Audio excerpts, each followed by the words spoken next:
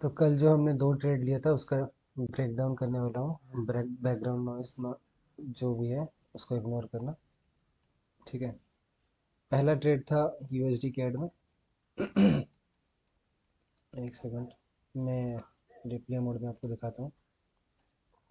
Session open होने के पहले से प्री न्यूयॉर्क सेशन में यहाँ पे एक 15 मिनट का ये वाला सप्लाई जोन क्रिएट हुआ था। उसके पहले एक बार सप्लाई जोन क्रिएट हुआ था जो कि मिटिगेट हो गया था।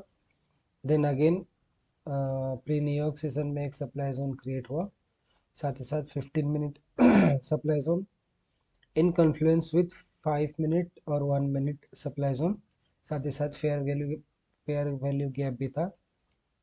तो हमने 7:30 के ठीक 2 मिनट पहले मैंने सेल ऑर्डर लगा दिया था। स्टॉप लॉस था 6 पिप का और टारगेट, इनिशियल टारगेट था ये नीचे जो 1 आवर का डिमांड जोन है, मगर 1:6 तक तो होल्ड नहीं करेंगे ना। तो इनिशियल टारगेट हमेशा होता है 1:3 का। तो 5 मिनट में जाएंगे। 5 मिनट में अगर आप 5 मिनट में देखें तो जैसे ही सेशन स्टार्ट हुआ मार्केट, देखिए ये जैसे सेशन जैसे ही स्टार्ट हुआ मार्केट नीचे गया। फिर मुझे लगा कि ये मिस हो जाएगा, तब कुछ पीप से मिस हुआ था ये 3 पीप के आसपास। देन अगेन मार्केट ऊपर गया। यहाँ से 15 मिनट डिमांड और लो ऑफ द डे से सपोर्ट लेकर ऊपर गया, टैप किया। उसके बाद अब देख ही सकते हैं 1:3 में मैंने 50% एग्जिट कर लिया था। फिर मैंने बाद में एग्जिट किया 1:3 के आसपास। मैंने 50% एग्जिट किया था यहाँ पे आसपास, और थोड़ा सा मैंने यहाँ पे एग्जिट किया। 4.5% के आसपास मैंने एग्जिट किया था। ठीक है। दूसरा ट्रेड था यूरो यूएसडी। दो ही पेयर है जिसमें हम ट्रेड करते हैं, पहला यूएसडी कैड, दूसरा यूरो यूएसडी। अगर आप यूरो यूएसडी पेयर देखो, हमने यूरो यूएसडी में भी एक ट्रेड लिया था। इसका रीज़न क्या था देखो। 10 मिनट 5 मिनट, हाँ। तो प्री लंदन सेशन में एक सप्लाई जोन क्रिएट हुआ था, फिर लंदन में एक डिमांड जोन क्रिएट हुआ, फिर प्री न्यूयॉर्क में सप्लाई जोन ब्रेक हो गया था। मगर अगर 15 मिनट में देखें यहाँ, तब भी एक सप्लाई जोन था जहाँ से मार्केट रिवर्स हो सकता था। तो वहीं पे जैसे टैप किया, प्री न्यूयॉर्क में हमने एक मूव देखा नीचे की ओर जहाँ पे एक सप्लाई जोन क्रिएट हुआ। थोड़ा 1 मिनट में जाएंगे, रिप्ले मोड में मैं करके आपको दिखाता हूँ। ठीक है। ये प्री न्यूयॉर्क सेशन में मार्केट नीचे गया, यहाँ पे सप्लाई जोन क्रिएट किया था ये वाला। अगर पूरा जूम इन करके देखें तो ये हो सकता था, और साथ ही साथ यहाँ पे यहाँ से भी टैप करके नीचे जा सकता था। तो इसलिए मैंने एक्सट्रीम पोजीशन को लिया।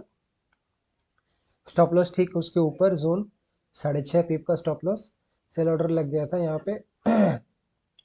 और इनिशियल टारगेट था ये 15 मिनट, देन फाइनल टारगेट था ये नीचे लो ऑफ द डे, और 4 आवर यहाँ पे डिमांड जोन था। देखिए देखते हैं। जैसे ही न्यूयॉर्क सेशन ओपन होता है, मैंने सेल ऑर्डर लगा दिया था। मार्केट ऊपर गया, टैप किया। ठीक है। देखिए एक्सट्रीम सप्लाई जोन को भी टैप किया।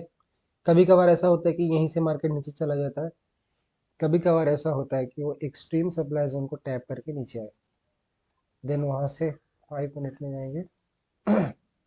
देखिए impulse move to the down side. फिर क्या, मैंने यहाँ पे 1:3 के आसपास मैंने 50% क्लोज किया था यहाँ पे। बाकी मैंने ओपन रखे थे, फिर कुछ देर बाद उसको भी क्लोज कर दिया। इतना तो मैं होल्ड अप नहीं कर पाता यहाँ पे, कहीं पे मैंने 50% बाकी जो थे उसको भी एग्जिट कर लिया था। स्ट्रेटेजी बहुत सिंपल है। सिर्फ दिन में 1.5 घंटे ही देने, 1.5 से 2 घंटे, 1.5 घंटे भी बहुत है। ठीक है। 7:30 बजे से 7:30 से 8:30 9 बजे तक आप अगर बैठ जाएंगे, 1.5 घंटे तो बहुत है। और एनालिसिस करने में 5 मिनट लगेंगे एक पेयर को। सिर्फ दो ही पेयर में हम ट्रेड करते हैं, यूरो यूएसडी और यूएसडी कैड। अगर आप प्रीमियम ग्रुप ज्वाइन करना चाहते हैं, उसका लिंक डिस्क्रिप्शन में है। अगर आप स्ट्रेटेजी जानना चाहते हैं, पूरा सिंपल स्ट्रेटेजी है। सिर्फ स्ट्रेटजी से बात नहीं बनेगी, आपको उसके साथ जर्नलिंग भी करनी है, साथ ही साथ आपको बाकी चीज़ों का भी, रिस्क मैनेजमेंट भी देखना है। तो अगर आप स्ट्रेटजी सीखना चाहते हैं तो मुझे कांटेक्ट कर सकते हैं, नीचे डिस्क्रिप्शन में मेरा पर्सनल लिंक भी है। Thank you.